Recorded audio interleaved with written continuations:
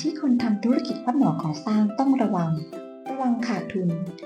นจากการสั่งวัสดุขาดวัสดุเกินขาดทุนจากการคำนวณต้นทุนผิดขาดทุนจากการไม่เห็นงบที่มีงบที่ใช้ไปงบคงเหลือขาดทุนจากการบันทึกข้อมูลตกหล่นไม่ครบขาดทุนจากการไม่มีเวลาตรวจสอบเอกสารขาดทุนจากการรายงานที่ผิดพลาดอย่าปล่อยให้ปัญหาเหล่านี้เกิดขึ้นกับคุณให้คอนโซลช่วยจัดการกับปัญหาเหล่านี้ทดลองใช้งานฟรีง่ายๆแค่3ขั้นตอนต้องการรายละเอียดเพิ่มเติมติดต่อเข้ามาได้เลยนะคะ